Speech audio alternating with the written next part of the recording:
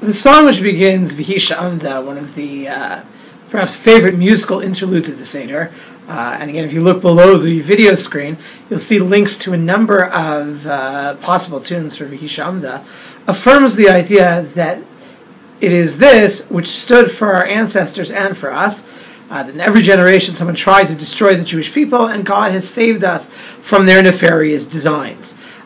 So the question that basically almost every commentator on the Haggadah grapples with is, what is this Vehi, right? What is this thing which stood for us? And there are many, many different answers to this. However, I think the most straightforward one is that proposed by the Shibbolei Haleket, which I think explains both the preceding and following passages. Right before saying Vehi Sheamda, we talk about the Bris Ben Hapsarim, the covenant which God makes with Avraham, according to Chazal, even before he journeys to the land of Israel. That God tells him that there is going to be a cycle where your children are going to go and suffer in a foreign land and be enslaved, and eventually God will redeem them and bring them back to the land. And it would seem that this is really what Vehi Sheamda means. It is that promise, as the Shibbolei Halakha teaches, it is that promise, the promise of the Bris Ben Hapsarim, which has been the guarantor as well as the pattern of Jewish history from the very beginning.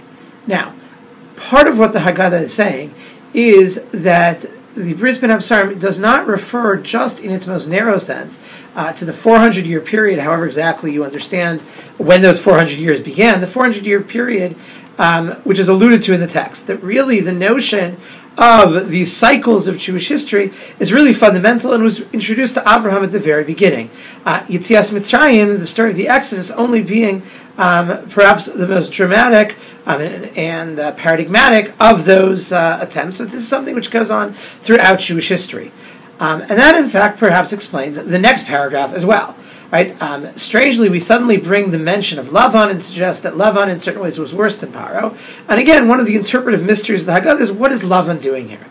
So the Shibbolei Halakha points us in the direction that Lavan is introduced here because he really is the first example of the pattern of the Bris Ben Hapsarim in Jewish history.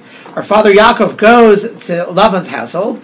In Lavan's household, he is, just as the Jews later would be in Egypt, enslaved. He is forced to work without pay for Lavan, right? And Lavan tries to treat him, to cheat him, to swindle him, and undermine him. And in the end of the day, as the Haggadah teaches, even really to put his life in peril. But that God intervenes, and that Yaakov leaves Lavan's household with great wealth. Exactly the pattern of the Bris Ben Hapsarim. And so therefore what the Haggadah is really doing is giving us a concrete example of how this covenant played itself out in Jewish history.